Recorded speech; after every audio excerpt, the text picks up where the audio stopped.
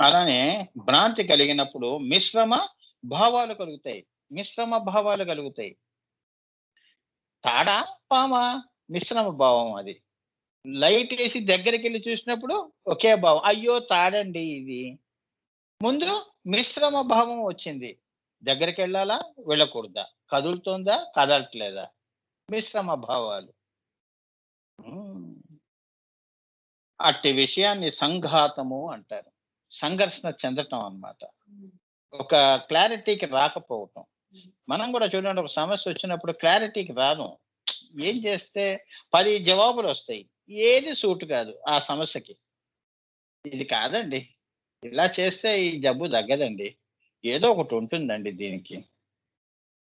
ఈ మందుతో తగ్గుతుందండి. పలానా వాళ్ళేసుకున్నారు. అది వీరి తత్వానికి పడాలి గదండీ! అందరికి పడుతుందా పెన్సిలిన్ ఇంజెక్షను? అవునా? అందుకే కొద్దిగా పొడిచి చూస్తారు. చూస్తే అక్కడ రెడ్డిష్‌గా వచ్చిందనుకో అలర్జీ ఉందని. ఇవ్వరు పెన్సిలిన్. ఆల్టర్‌నేటివ్ మెడిసిన్స్ ఇస్తారు. పడిన వాడికి ఇస్తారు పెన్సిలిన్ ఇంజెక్షన్. ఎవరికి పడితే వాళ్ళకి ఇవ్వరుగా. అదనమాట. సో, సంఘాతము అంటారు. అట్టి విషయాన్ని సంఘాతము అంటారు. లేదా అవి శత్రువుల వలె పోరాడుకున్నట్లయితే బ్రహ్మమే గెలుస్తుంది. సత్యమే గెలుస్తుంది చివరికి. సరే, సంఘర్షణలో నీకు ఏది రాలేదు అన్నప్పుడు చివరికి ఎవరు గెలుస్తున్నారు? అమ్మవారే గెలుస్తుంది. ఆమె ఆత్మయే సత్యమే గెలుస్తుంది. తాత్కాలికంగా ఆ సంఘర్షణలో శత్రువు పై చేయి ఉన్నా చివరికి బ్రహ్మమే గెలుస్తుంది నాయన అని. అటువంటి సంఘటనలు మన జీవితంలో ఎందరికో జరిగాయి. రావణాసుడిది కూడా చెప్పాను నేను. అమ్మా అది టెంపరరీయే, తాత్కాలికమే విజయం. కానీ చివరికి రాముడే గెలిచాడుగా. రాముడు ఓడిపోయినట్టుగా అనిపించాడు. లక్ష్మణుడు పాపం కింద పడిపోగానే విజయం అటువైపు వెళ్ళింది అనుకున్నారు. సంఘర్షణ జరిగింది అంతేగాని సంఘాతం జరిగింది. చివరికి ఎవరు గెలిచారు? బ్రహ్మమే గెలిచింది. ఇంద్రజిత్తే చనిపోయాడు. ఇంద్రజిత్ చనిపోగానే ఇంకా నాకు టైం వచ్చి వాడికి ఇష్టమైన కొడుకు వాడే ఇంద్రజిత్. వాడు ఎందుకంటే వాడు దశమహా విద్యల్లో అమ్మవారిని చాలా బాగా ఉపాసన చేశాడు. కాళీ అమ్మవారు అనుకుంటాను. ఎస్, కాళీ అమ్మవారు. అందుకే వాడికి ఎటువంటి ఏది చాలా గొప్ప గొప్ప అస్త్రములన్నీ అమ్మవారు ఇచ్చింది. అందుకే లక్ష్మణుడు తట్టుకుని నాగాస్త్రాల నుంచి లక్ష్మణుడు బాణం వేస్తున్నాడంటే అక్కడ అదృశ్యం అయిపోయి ఇంకో చోట మళ్ళీ వాడి వెనక ఉండేవాడు. లక్ష్మణుడు వెనక అక్కడి నుంచి బాణాలు వేస్తూ ఉండేవాడు. అటువంటి చాలా అమ్మవారు వాడికి వరాలు ఇచ్చింది. ఆ ప్రకారంగా తాత్కాలికంగా వాడి విజయం అనుభవించిన చివరికి బ్రహ్మమే గెలిచింది. అది ఇప్పుడు అర్థమైందా సంఘాత అంటే? దీన్ని బట్టి నువ్వు తెలుసుకోవాల్సిన విషయం ఏంటంటే, నీ జీవితాలు కూడా చివరికి పోయేటప్పుడు, నీ ప్రాణం పోయేటప్పుడు ఇదే సత్యం తెలుసుకుంటావని. ఇప్పుడు తెలియదు. ఇప్పుడు నాది అంటావు. డాక్టర్ వచ్చి రేపు నువ్వు ఒకటే రోజమ్మా నీది, మేము చేతిలో ఇంకేం లేదని చెప్పారనుకో, అప్పుడు నీ ఆలోచనలు ఎలా ఉంటాయో చూడండి. సంఘాతే. అప్పుడే బ్రహ్మం గెలుస్తుంది. అవును, వీళ్ళంతా కూడా ఏముంది, ఇదంతా అశాశ్వతం, ఇక నేను వెళ్ళిపోతున్నాను అమ్మా. అప్పుడు ఇంకా భగవత్ చింతన అనేది పాపం వాడు ఉన్న 24 గంటలు ఎంత చింతన చేస్తే ఏమవుతుంది? దేవర్షి అవుతాడా వాడు? అదే ముఖ్యమైనదంతా పోగొట్టుకుంటాం. చివరిలో అమ్మ పాదాలు పట్టుకుంటాం. అదేదో పట్టుకునేది ముందే పట్టుకుంటే అయిపోయేది కదా. దేవర్షి గణ సంఘాత సూయమానాత్మ వైభవ అంటే ఎందుకు అన్ని సంఘర్షణలోకి వెళ్ళావు? నీకు అన్ని సంకల్పాలు నేను ఇచ్చి పంపించాను కదా. ఒక గురువుని ఇచ్చాను, ఒక పరంపరని ఇచ్చాను. అవునా?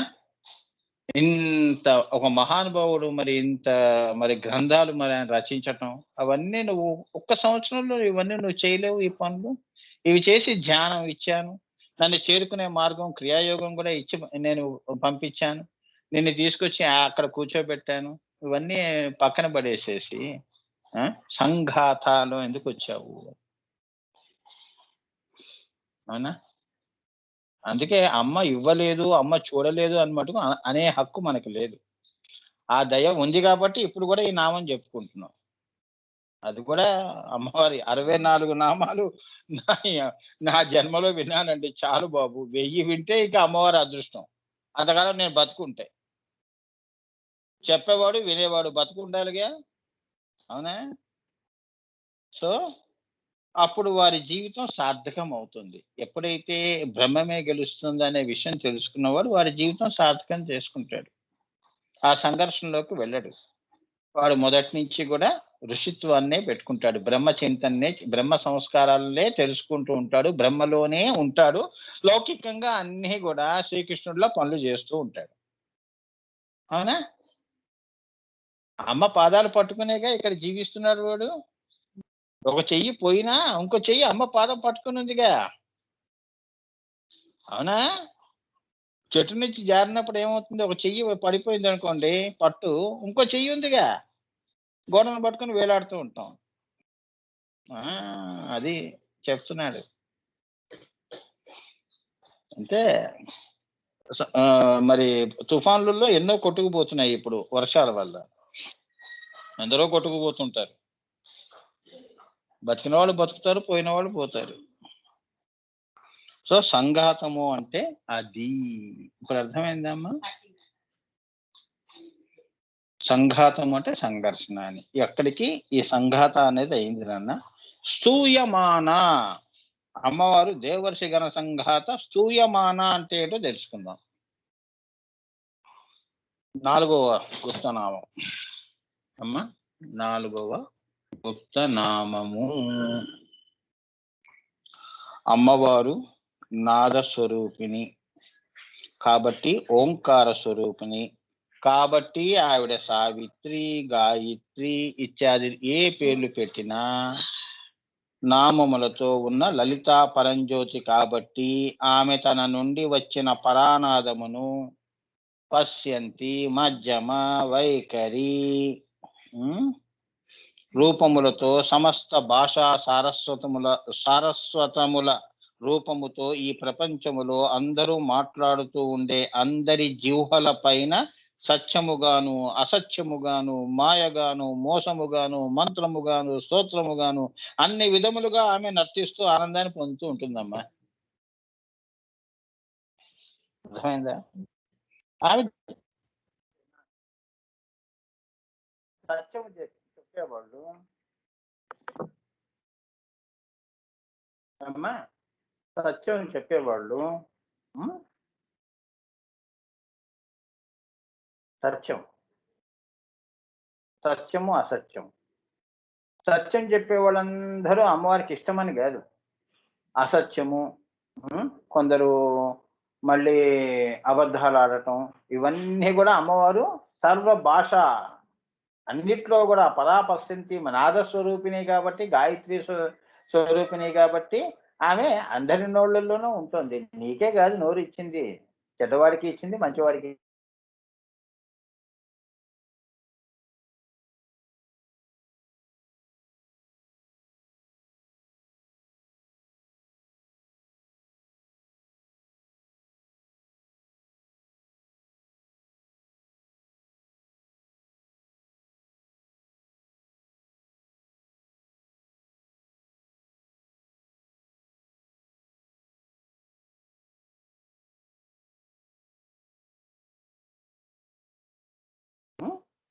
అదే అమెరికా పనికి మాట అమ్మా.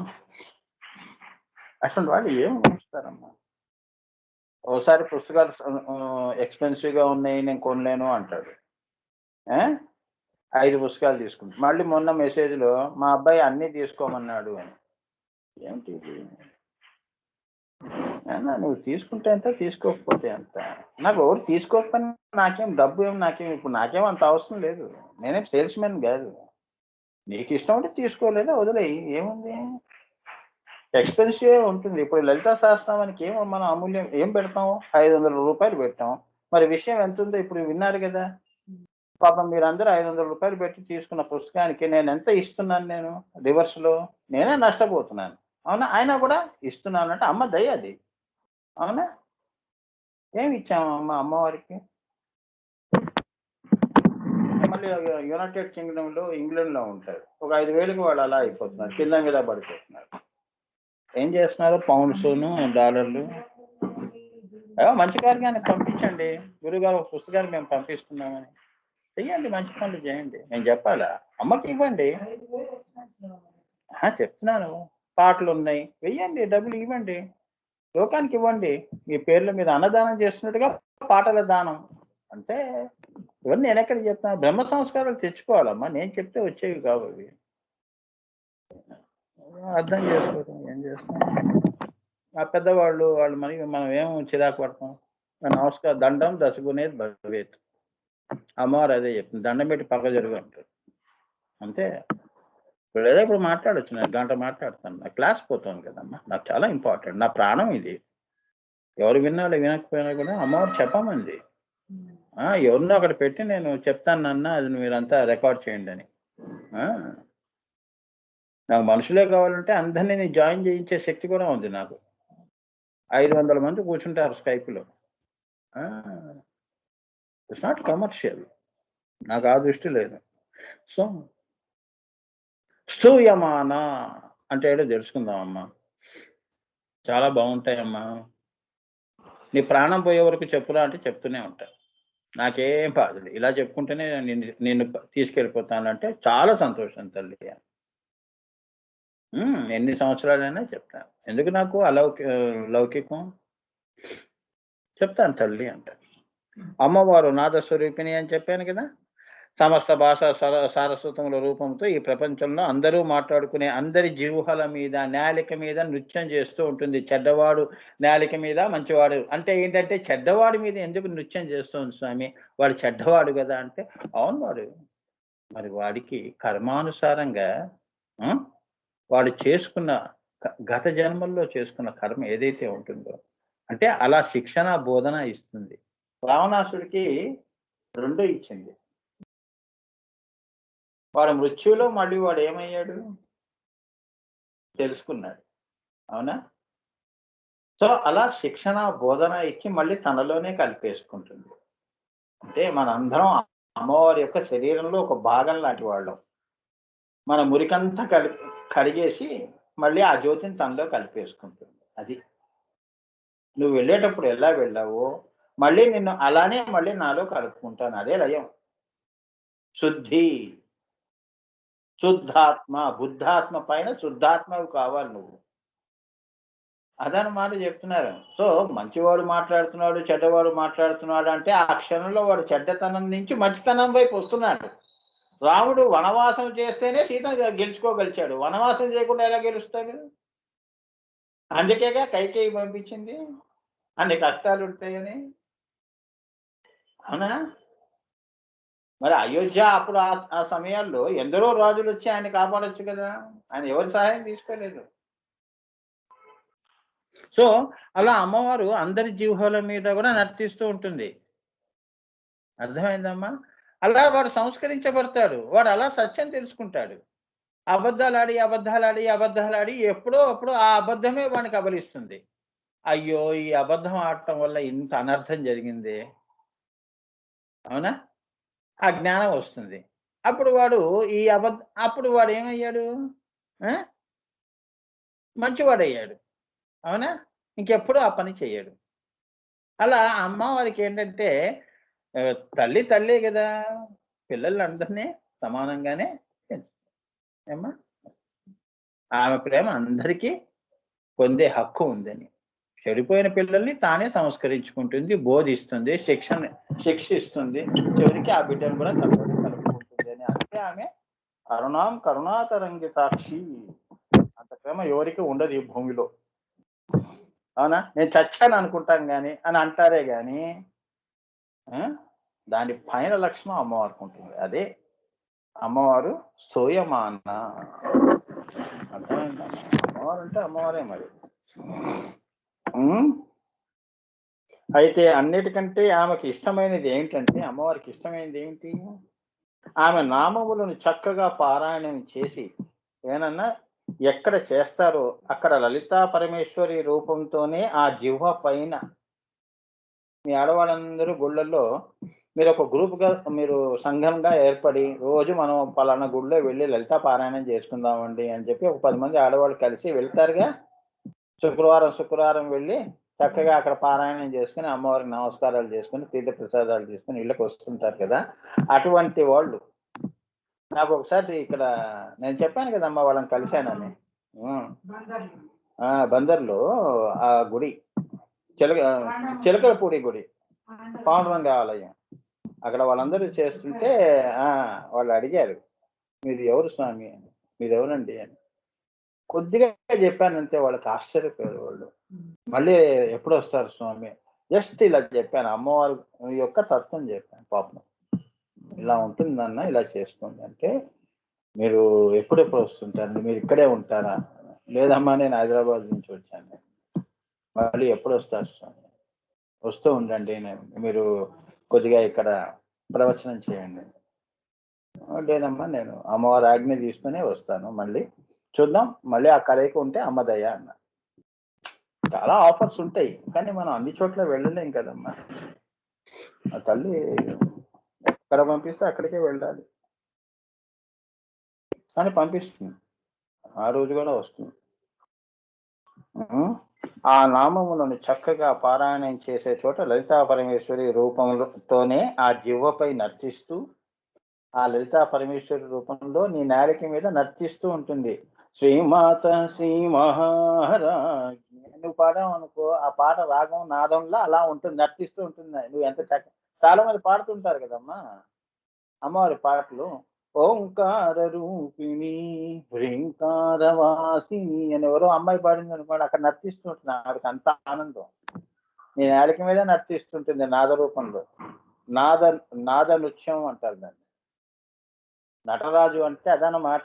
నాదముతో నృత్యం చేసేవాడాయన. కాళ్ళు చేతులతో కాదు.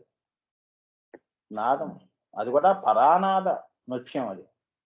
ఏమ్మా పరాపూజ. మాతృకా పుష్ప పూజ ఎలా ఉంటుంది? ఆదిశంకరాచార్యుల పూజ, మన పూజ ఎలా ఉంటుంది? అవునా? అలా చేయడుగా హడావిడి పడుతూ. ఆయన బ్రహ్మకచ్చంలో చేశాడు. ఆనందగణ గురువు గారు ఈ పాటలన్నీ బ్రహ్మకచ్చంలో సేమ్ ఆదిశంకరాచార్యుల వారిలానే. ఆ పరాలో ఆ మణిదీపాన్ని చూస్తూ ఆయన ఆశువుగా పాడినవవి. 3000 పాటలు. మరి ఆదిశంకరాచార్యుల వారు, నాన్నగారు బాబాజీ స్టోరీస్‌లో వాళ్ళు కలిశారు. చాలా విషయాలు వాళ్ళు మాట్లాడుకున్నారు. వీళ్ళంతా ఋషి మండలమ్మ వీళ్ళు. మహానుభావులు వీళ్ళు. హ్మ్. భాస్కర్ రాయలు వారు, గౌడపాదుల వారు, ఆదిశంకరాచార్యులు వారు వీళ్ళందరూ కూడా అక్కడ ఉంటారు అమ్మవారి దగ్గర ఎప్పుడు. అది గుర్తుంచుకొని మర్చిపోకండి. ఆ జీవి యొక్క సంస్కారాలు ఈ పారాయణం వల్ల జీవి యొక్క సంస్కారాలు బ్రహ్మ సంస్కారాలుగా మార్చి నీకు తెలియకుండా నువ్వు నీ కళ్ళల్లో ఆ ఆనంద బాష్పాలు రావటం పాడుతున్నప్పుడు, పారాయణం చేస్తున్నప్పుడు దాన్నే తన్మయత్వము అంటారు. వంట చేయాలండి. పిల్లలొచ్చేస్తారు, మా ఆయనొచ్చేస్తారని చెప్పి ఇక్కడ ఏదో నామమాత్రంగా ఎవరో ఏదో నిన్ను ఏదో ప ఇదేది పారాయణం చేసి వెళ్ళమని ఒక రూల్ ఏం పెట్టలేదు. ఇష్టంగా చేయండి అని. ఏం చేసినా ఇష్టంగా చేసేవాళ్ళు పారాయణం ఉంటుంది. తన్మయత్వం చేసే పారాయణంలో ఆమె అక్కడ నర్తిస్తుంది, నృత్యం చేస్తూ ఉంటుందని. వారి జీవితాలను ధన్యం చేస్తుంది. వారిలో ఉన్న జీవ సంస్కారాలన్నీ గూడా బ్రహ్మ సంస్కారాలుగా మార్చి పడేస్తుంది అమ్మవారు. నీకు తెలియకుండా నువ్వు అసలు అమ్మ తప్ప నువ్వు ఇంకో మాట మాట్లాడవు. అదే బ్రహ్మ సంస్కారం అంటే. హ్మ్. సో, స్తూయమాన అంటే పొగడబడుచున్నది. అలా పొగడబడుచున్నది అమ్మవారు. హ్మ్. అని కూడా అర్థం. అంటే అలా గూడా స్తోత్రం చేస్తూ ఉంటారు ఆవిడకి. 1000 నామాలతో పారాయణం చేస్తే పొగడబడుచున్నది. తల్లి నువ్వు అంత గొప్పదానివమ్మా అని. ఇదే లలితా విభూదులు. ఈ 1000 నామాలే కాదు. లలితా విభూదుల్లో గూడా ఆమె చేసే పనులన్నీ గూడా పొగడబడే పనులే చేసింది. మనం చేసేవన్నీ పనికి మాలిన పనులు. జీవులు చేసేవన్నీ పక్కవాడిని కష్టపెట్టే పనులు. ఎవరన్నా పొగుడుతారా? అవునా? అది. ఇప్పుడు దేవర్షి గణ సంగాత సూర్యమానాత్మ వైభవ కదా. ఆత్మ వైభవ అంటే ఏంటో తెలుసుకుందాం. ఏనన్నా ఆత్మ వైభవం కూడా తెలుసుకోవాలి కదా. ఇదే మీరు తెలుసుకోవాల్సిన వైభవం. చాలా ఉన్నాయి ఇందులో నామాలు. అంటే తనదైన వైభవము అని సామాన్య అర్థం. తనదైన వైభవం ఏమిటి? లలితా విభూతులు. ఆమె చేసేవన్నీ బిందువు నుంచి భూపురాజు రేఖల వరకు అణువణియాన్ మహతో మయ్యాన్ పిపిలికాది బ్రహ్మ పర్యంతము ఆమె ఆత్మ వైభవమే. మామిడి చెట్టు నుంచి మామిడికాయలే పుట్టించింది కదా. ఆ పండు 10 మందికి తినమని చెప్పింది. ఎంత వైభవం అండి ఈ చెట్టు. అమ్మవారు ఎంత చక్కగా ఈ సృష్టిలో మనకి అమ్మవారి విభూతులు. సృష్టిలో మనం అందరం సుఖపడుతున్నామంటే ఆమె విభూతుల వల్ల సుఖపడుతున్నాం. అవునా? అలానే దేవతలు అంత మరి అంత గొప్ప గొప్ప లోకాల్లో ఇంద్రత్వం అవన్నీ ఉన్నాయి కదమ్మా. ఆ సుఖాలన్నీ కూడా అవన్నీ ఓరిస్తున్నారు ఆమె వైభవాలు. అలా ఆత్మ వైభవ ఆమె. వాడు నువ్వు మామిడి పండు తిన్నావంటే ఆవిడ ఇస్తే నువ్వు తింటున్నావు. అంతేగా?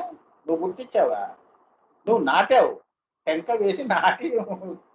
ఆ టెంక ఎవరిచ్చారు? ఆ విత్తనంలో ఎవరున్నారు? ఆ విత్తనం వెనక ఎవరున్నారు? ఆ విత్తనం వెనక పైన ఎవరున్నారు? ఈ ఆలోచన ఎవరిది అంటే అమ్మవారిది రా పిచ్చివాడ అని. ఆమె వైభవము. 14 లోకాల్లో ఎవరు ఏ వస్తువు అయినా కానీ స్థూల సూక్ష్మతమ ఆనందాలన్నీ కూడా తానే నిండి ఉన్నది అని. నువ్వు ఇవాళ నవ్వుతున్నావు, ఇవాళ ఆనందంగా ఉన్నావు అంటే ఆనంద రూపిణిలో ఉంది నీలో. దుఃఖంలో ఉన్నవాడు దుఃఖ రూపంలో ఉంటుంది. మళ్ళీ సుఖం వైపు నిన్ను తీసుకెళ్తుంది ఈ యొక్క కర్మానుసారం. అర్థమైందా? ఆత్మ వైభవం అంటే అది. ఇప్పుడు నీ శరీరం, నీ ఆత్మ ఏం చెప్తే అది చేస్తూ ఉన్నావు కదా. అబ్బా ఆయన బుద్ధి మంచిదండి, బుద్ధి కర్మానుసారైన ఆయన బుద్ధి బట్టి పని చేస్తాడండి. ఏ పని చేసినా ఆయన వైభవమే అండి. ఇది ఆయన్నే చేయాలండి, ఇంకోడు చేయలేదండి అని నువ్వు అంటున్నావు కదా. నీ వరకు మరి సర్వ సృష్టిలో చేసేది ఒకటి ఉంది కదా. సూర్య ఆమె ఎవరు? పరమాత్మ. ఆమె ఆత్మ వైభవ. నీలో ఉన్న ఆత్మ నుంచి ఆత్మ మేలుకున్నవాడన్నీ మంచి పనులే చేస్తాడు. ఆ వైభవాలన్నీ ఆవిడవి. ఆదిశంకరాచార్యులు వారు అన్నమయ్య పాటలు పాడుతున్నాడు, ఆనందఘన పాటలు రాశాడు. ఇట్లా ఇవన్నీ కూడా ఆమె ఆత్మ వైభవం. వాళ్ళ ఆత్మ నుంచి రాయించింది. ఆత్మతో కూడుకున్న పనులు చేయించింది. అదే బ్రహ్మ సంస్కారం. మనసులో వచ్చి పాడే పాటలు కావు, సినిమా పాటలు. అవి అక్కడికక్కడే పనిచేస్తాయి. ఇది చరిత్రలో ఉండిపోయింది. అదనమాట వైభవ అంటే మన యొక్క ఆత్మ మేలుకొని నేనే బ్రహ్మమును. ఈ వైభవం నీకు ఇస్తోంది అమ్మవారు. నేనే బ్రహ్మ, అహం బ్రహ్మాస్మి. ఇవాళ ఒకరికి వచ్చింది ఈ అహం బ్రహ్మాస్మి అనే మహావాక్యం. ఒకరికి చెప్పని పేరు, వారికి అనుభూతి అయింది. చెప్పద్దు స్వామి ఎవరికి అని పేరు తీసుకోండి. అయిందమ్మా వాళ్ళకి. అంతా నాకు చెప్పారు. నేను అన్నాను అది నువ్వు పర్సనల్ డైరీలో రాసుకోండి అన్న. రాసుకొని చక్కగా భవిష్యత్తులో మన పరంపర పిల్లలు, మీరంతా పిల్లలే కదా, భక్తులు, అమ్మ బిడ్డలు కాబట్టి మీ అనుభూతులు, పరంపరతో మీరు పెట్టుకున్నంత సంబంధం అంతా అవన్నీ కూడా పుస్తక రూపంలో తీసుకున్నాను. నేను నా యొక్క అనంత యాత్ర అంతేగా. నేను ఎలా తెలుసుకున్నాను, నా అనుభూతి, ఈ పరంపరకి నాకు సంబంధం, దీనివల్ల నాకు వచ్చిన అనుభూతులు ఏంటి, యోగా అనుభూతులు, ధ్యాన అనుభూతులు, ఇట్లా జీవితంలో కూడా అమ్మవారు మరి మీకు ఎన్నో కష్టాలు తీర్చిందిగా, అవి కూడా రాయండి. నాతో మరి పూజలు చేయించుకున్న వాళ్ళందరికీ మంచి జరిగిందిగా, అవి రాయండి. అంటే స్థూల సూక్ష్మతమ అంతవరకు రాయండి అన్ని అనుభూతులు. అది గొప్ప కోసం కాదు, 10 మందికి ఒక ఇన్స్పిరేషన్. అలానే అమ్మవారు నేను అనస్వరమును నేను చావు పుట్టుకులకు లొంగని దాన్ని అని తెలుసుకొనుటే మన యందలి ఆత్మవైభవం. నేను చావు పుట్టుకులకు లొంగని దాన్ని అని తెలుసుకొనుటయే మన యందలి ఆత్మవైభవం. సో ఆత్మనిష్ఠుడిగా ఉంటే నీకు మృత్యు భయం ఉండదు అని. నేనే దేహాత్మని, అమ్మో నాకు జబ్బు వచ్చేసింది, అమ్మో నాకేదో చేతి మీద పుండు వచ్చేసింది అని భయపడిపోతూ ప్రాణం మీద తెచ్చుకోకు. పాము కాటు వేసినంత మాత్రాన భయంతోనే చేస్తున్నారు చాలా మంది. బతుకుతావురా ఆగురా గంట అంటే వాడు ధైర్యం తెచ్చుకోవాలి, తెచ్చుకోడు. ఆ భయంతోనే వాడు నొరగలు కలగడం తప్పు పని చేస్తాడు. అలా నేను చావు పుట్టుకలకి లొంగని దాన్ని అని తెలుసుకున్నట్టే మన యందలి ఆత్మవైభవం. అంటే అదే శ్రీ విద్య, అదే ఆత్మ విద్య, బ్రహ్మ విద్య అని. అది తెలుసుకోకపోతే భయంలోనే ఉంటావు, తెలుసుకుంటే అభయంలో ఉంటావు, భయం లేని స్థితిలో ఉంటావు. మృత్యు వచ్చినా కూడా భయపడవు. రేపు నీ మృత్యు అన్నా కూడా రేపు కూడా నిన్నట్లాంటిది అదే అన్నట్టుగా అన్నమాట ధైర్యం.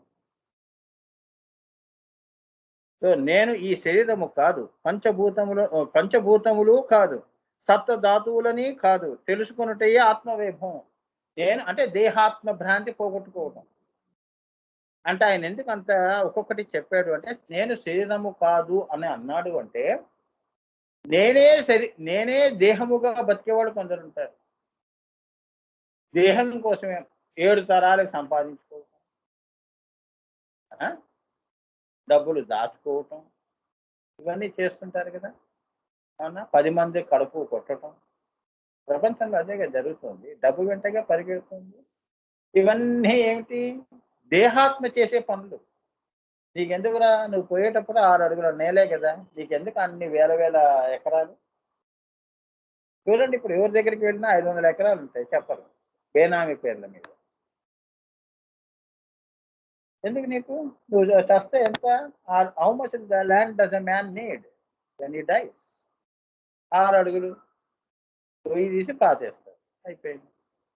అంతే కదా. మరి అన్ని ఎకరాలకి భూస్వామిగా ఏమయ్యా? నీ బతుకేమైంది చివరికి? సో మనిషి అన్నవాడికి కావాల్సింది 6 అడుగుల నేల, అంతేగాని భూమి కాదు. భూమి కోసం ఎప్పుడు తగాదా పడకూడదు. దేశాలు కూడా అదే. ఇప్పుడు చైనా వాడు కానీ, పాకిస్తాన్ వాడు కానీ, తాలిబాన్ వాళ్ళు కానీ, ఇవి పెట్టుకునే అధికారాలు పెట్టుకొని, క్షేమం కంటే అధికారమే ముఖ్యం. వాళ్ళకి ప్రజల క్షేమం కంటే వాళ్ళ అధికారాలే ముఖ్యం. ఇదంతా కరెక్ట్ గా సూట్ అవుతుందో చూడండి అమ్మా. ఇప్పుడు ఉన్న కాలమాన పరిస్థితులకి ఈ యొక్క నామం ఎంత కరెక్ట్ గా సూట్ అవుతుందో. సప్త ధాతువులు కాదని తెలుసుకొనుట ఈ ఆత్మవైభవము. నేనే ఈ దేహము, నేనే ఈ సర్వము, నేనే ఈ సంకల్పము అని తన యందు కర్తృత్వ భావమును ఆపాదించుకోవటం మాయా లక్షణం. అది మాయా. ఏంటి? నేనే దేహము, నేనే సర్వము, నేనే ఈ సంకల్పము.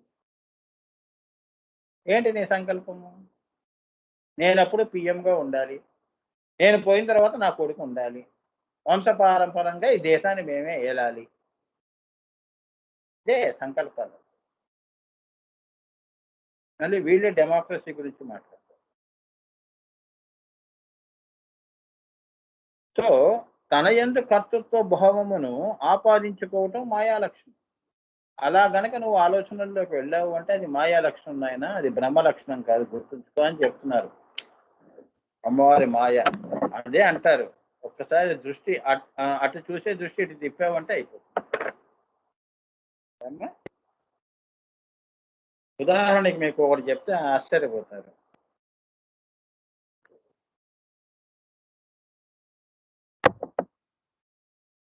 కాళ్ళు నొప్పులు ఉన్న వాళ్ళు నేను లేవలేను అనుకుంటాడు. అందరూ ఉన్నప్పుడు లేవడు, పిలుస్తాడు, ఇలా ఈ పని చేయి, నా కాళ్ళు నొప్పులు అంటాడు. ఎప్పుడైతే ఇంటి వాళ్ళందరూ బయటికి వెళ్ళినప్పుడు ఎవరూ ఉండదుగా, వాడికి అవసరం, అర్జెంటుగా ఏదో అవసరం వచ్చింది, పిలవటానికి పోతాడు కానీ ఎవరు లేరు కదా, తెలుసుకుని చచ్చినట్లు వేస్తాడు. లేవడా? ఇక సరిపోయింది కదా. ఓకే. అమ్మవారు అమ్మవారు ఆత్మస్వరూపముతో అంశరూపముగా మన యందు ఉన్నదని తెలుసుకున్నట్టయే ఆత్మవేత్త. అప్పుడు వాడు లేచాడు అంటే ఈ ఆత్మస్థైర్యాన్ని అప్పుడు అమ్మవారిని తలుచుకుంటాడు. కృష్ణ కృష్ణ కృష్ణ రామ రామ రామ రామ అంటూ ఒక్కసారి లేస్తాడు. అరే బడే లేచానే. అవునా? ఎవరు లేపారు నిన్ను? నేను మొన్న ఒక ట్రీట్మెంట్ ఒకటికి ఇచ్చా. ఆ ముస్తానికి పెరాలిటిక్ స్ట్రోక్ వచ్చినాయి. ఆ మంత్రం చెప్పాను చెవులు. లేస్తావు 15 days లో వెళ్ళు అన్నా. లేచాడమ్మా. ఎప్పుడైనా మనం అటువంటి మహత్యాలు అమ్మవారి దయతో గురువుల ఆజ్ఞతో కొన్ని ఎక్సెప్షనల్ లో చేస్తాం. ఎందుకంటే వాళ్ళ ఆజ్ఞ చేశారు. ఇదే ఇదే ఆత్మలో మేలుకొల్పాను అంతే. దెబ్బకి పెరాలసిస్ అనేది దెబ్బకి ఎగిరిపోయింది. ఆయన పనులు ఆయనే చేసుకుంటున్నాడు ఇంట్లో. వస్తానన్నాడు మన ఫోన్ చేసి. ఫస్ట్ వీక్ లోనో ఎప్పుడో వస్తాడు. నవరాత్రులకు వస్తారు వీళ్ళంతా. సో ఈ మన యందు ఉన్నదని తెలుసుకోవటమే ఆత్మవైభవం. అది తెలుసుకొనుటకు శ్రీ విద్యార్చనము. ఇది నీకు అంత తొందరగా తెలియదు. అవునమ్మా? మీరు ఇక్కడ రోజు వింటున్నారు కాబట్టి మీకు తెలిసింది. మీ ఇంటి వెనకున్న వాళ్ళకి తెలియదు. అర్థమైందా? అది వాళ్ళు ఓ అమ్మా అవన్నీ అదేంటి మెట్ట వేదాంతాలు. అవి వేదాంతం కడుపు నింపుతుందా? సంపాదించుకోవాలమ్మా శక్తి ఉన్నప్పుడే. అన్ని సుఖాలు అనుభవించాలని చెప్పేవాళ్ళు ఎక్కువ ఉంటారు. అది చెప్తున్నారు ఇక్కడ. అందుకే మనం ముందు పరిగెడుతున్నామో తెలియట్లేదు. ఓసారి మనం కూడా భ్రాంతిలో వెళ్తాం. లోకమంతా ఇలా వెళుతుంటే, మాయలో వెళుతుంటే మనం ఎందుకు ఇలా వెళుతున్నాం అనేది మనకు కూడా ఒకసారి వస్తుంది. అది మహామాయ స్వరూపం. తెలుసా? అవును. నేనెందుకు అంత ముందుకు వెళ్ళిపోవటం? అదే శక్తి ఉంది. శ్రీ విద్య దాకా వచ్చేసాను. వాళ్ళు ఇంకా శ్రీ విద్యలోనే ఉన్నారు. మనకి భయం వేస్తుంది. వాళ్ళందరూ వస్తే వాళ్ళతో పాటు వెళ్ళొచ్చు కదా. సరే మళ్ళీ వెనక్కి వెళ్ళిపోదాం అనిపిస్తుంది. కూడా మాయ నిన్ను పిలుస్తుంది వెనక్కి. దానికి దొంగలి వాడే శ్రీ విద్యోపాసన. ఏమైందమ్మా? అదే రహస్యం చెప్పు.